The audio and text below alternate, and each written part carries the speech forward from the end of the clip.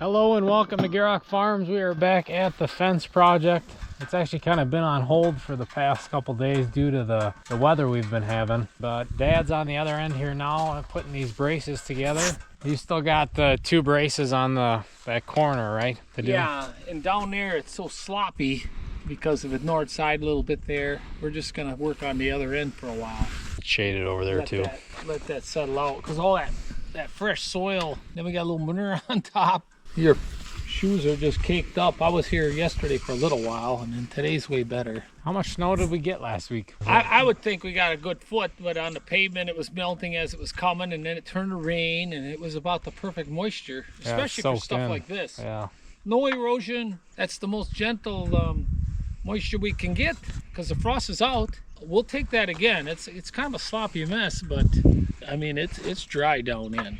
Oh yeah. This just got the surface nice, but we're gonna need a few more times of that kind of moisture. So we gotta pack some post in and dig some holes yet too. So I'm gonna start heading that way while Dad finishes up over here.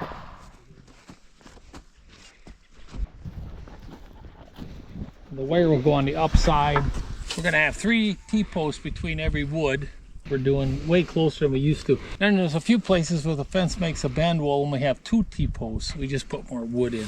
I mean, this is kind of one of them things where it's so steep. I mean, then there's gonna be a crop.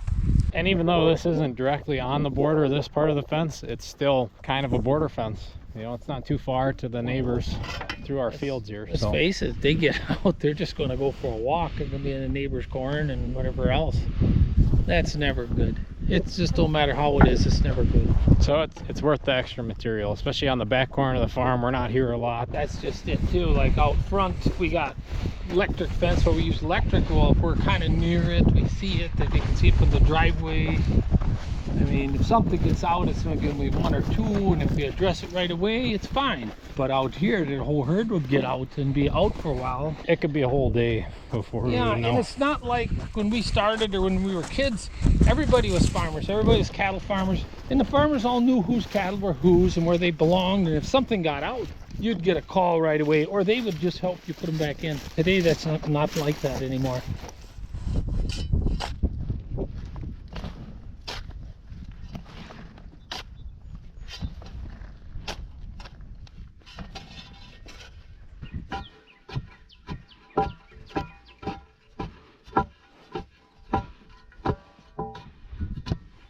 I don't know if you guys and gals can see River hiding up there, all majestic. Maybe try to zoom in on her. She's pretty tired from having to follow us up here.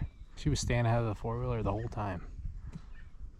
She is tired. Most of the time she normally turns around and goes right home, but she must be too tired for that. Take a little break first.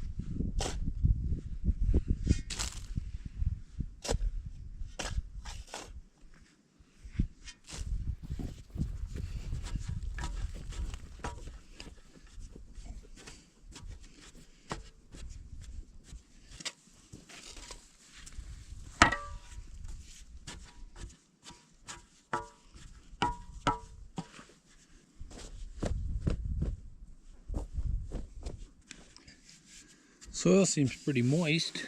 We are kind of on the north side a bit here. The dogs haven't fun anyhow. See, I got a stump right there I got to cut off. There's a few of them sticking up here and there yet that the cat just skimmed over. See, here's kind of a deer trail. They're going right under the fence here. See, the narrowest part of the field.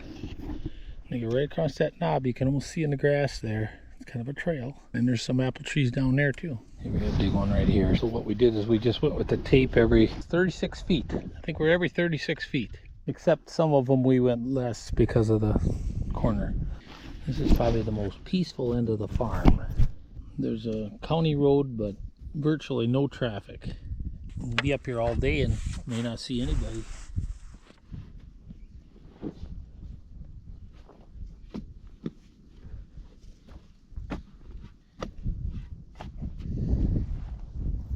So we end up digging some by hand simply because it is so steep that with the drill, you know, coming up this bank like this, you got to get the boom way up in the air so that the drill can go down into where you want to drill, and the bobcat just tips back. So then I turn around and try back up the hill, and I can't back up because it's just so ungodly steep. Most places I could go back there, everything had to get drilled from the upside. I got everything, I think, but like 4 or 5. So I'm gonna just dig them by hand. It's actually not too bad. And sometimes you got so many roots and stuff, so that makes that mechanical drill a real lifesaver. I don't know if we did this in other videos. This post hole digger, now you see how that's shaped? This is different than the ones you can buy in the fleet stores. And I got a piece broke off here already, but it's longer here and more pointed. And this material is lighter. Some of them are made out of cast. They're just so heavy that if anybody here is listening that's got one of these, we'd be interested in purchasing it if you don't need it anymore, because I don't think you can buy these new. Not like this, not this style. Now one side's painted blue and one's painted red, but what happened here is I think we found a broken one on an auction where it had one side good that we got for virtually nothing. We were able to make a good one out of 2 bad ones. Let us know. You can kind of see how that is. Like I said, this part is a lot longer and a lot thinner. So here's the ones I'm talking about that I don't like. They're heavier. So I think I'm side by side here. See how much wider this part is. It's not as thick, so it's a lot easier to use. I don't like using this newer style. I like using this one. I've dug a million holes with this one already. And this one here we bought new because, well, we break a handle, we have one to use, but we rarely use it. Still looks like new yet. Let us know if you got one of those good ones.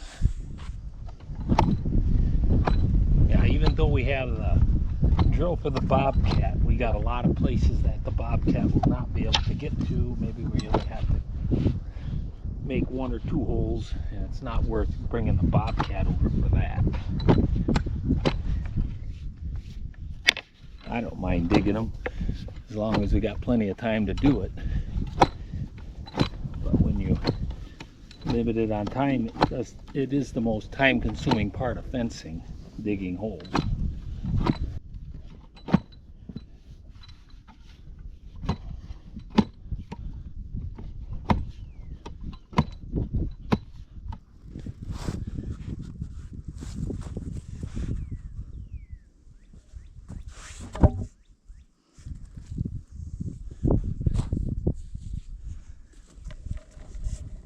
So then you always want to kind of put the finer dirt back down in the hole first, then the heavy sod clumps on top. Sometimes the soil on top is so cakey, but you always try to put the finer soils down so they pack in nice. There's a little sand in the bottom of this hole.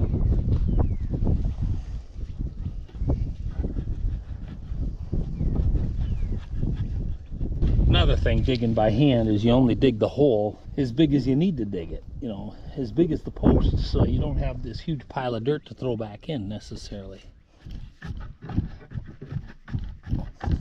It's pretty solid already. And usually sand.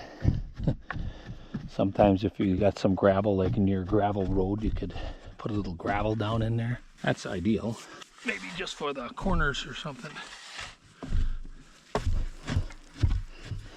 Because as long as there's cattle on this farm, we're going to be doing stuff like this all the time. And it's not so bad. I think for the value you get out of it, fencing is actually quite cheap.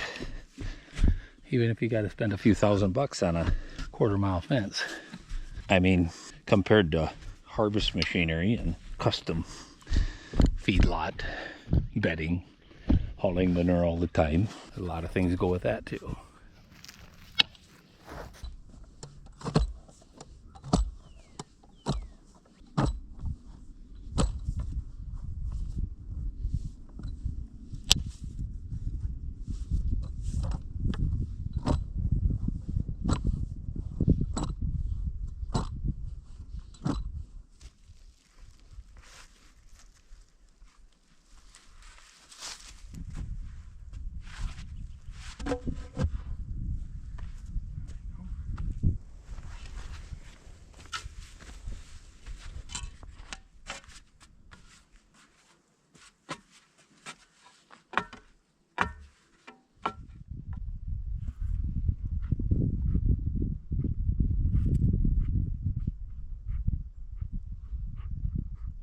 we've been working our way towards the other end, and now we got one of the bigger posts to try to wrestle into this hole here, so this should be fun to figure out.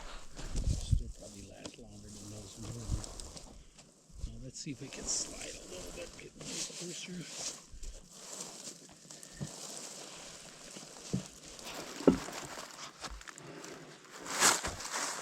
Oh, good flip.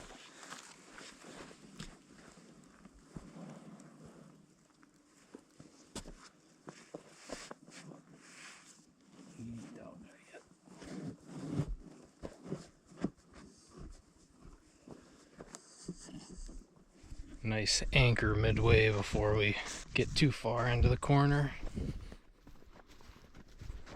It's a pretty good feeling. I think we have almost all of the posts, at least the main part of the fence.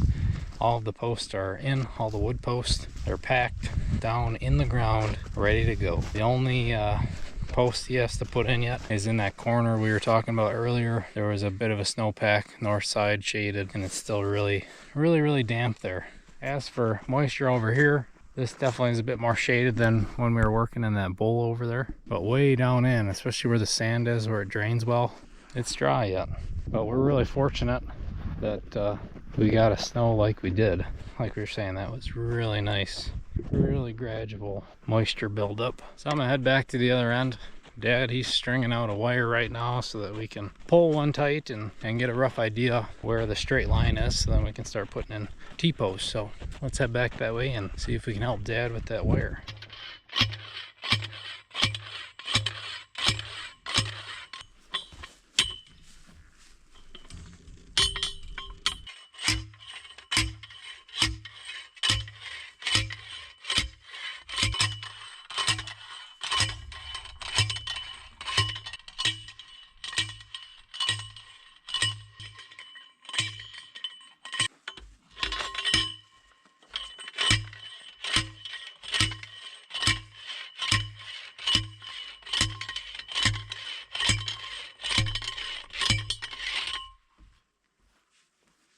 So we got a pile of T-posts in. How many yards do you think that is, or feet? How far do you think we went with T-posts? Well, not far enough, but the whole fence is probably, it's a little over 1/4 mile, this whole stretch. All strategy, the whole thing, because of the terrain. It's certainly a whole lot easier building this than back in '98. The brush was so thick in here, you couldn't see through it. I mean, I was young, but it took me a couple months to get that all out of there. We didn't grub it. We didn't have any money for that anyway, but we put a fence up in it, and then I tried to keep the brush down with the saws, and then it, you know, it keeps coming back and all that. So now we're gonna have a little, this is pretty smooth sailing here. It ain't so steep. I don't plan on doing this my time now again. Just repair. Yeah, we should be good for another 20-30 years. 20 to 30, that's about it. And you always gotta just keep, see, the best part here is, well, other than like that apple tree or something, there's no trees to fall on it. Like we got going through the woods on the other side or along that other border we did. There's gonna be at least 2-3 times a year. It's a given. So if we get a rainstorm, I won't go check cattle without chainsaw. It's always, you know, there's always a branch or something, and then, you know, you're gonna have to address it before you get problems. And usually if it's done properly, you ain't got no problems. And the fence is newer, the wires are newer. Other than just putting a splice in, you don't need anything else. But what happens is, I think guys just get miserable fencing is when the thicket is so, you know, the brush, the thornage, all that type of stuff, even just grasses and berry bushes, but you have to get all that out of there before you can, Yeah, stay ahead of it like you have with the weed whacker. It takes you twice as long to fix a spot because you got to get all that out of there just to get to it. So that can get old real fast. So if we keep up with it like this, it ain't too bad. But that's another fencing video. I'm sure soon enough you guys will see the finished project. But we're gonna end it off here. We'll be heading down to the yard shortly here. So thank you all for sticking to the end, and make sure to check out our other videos.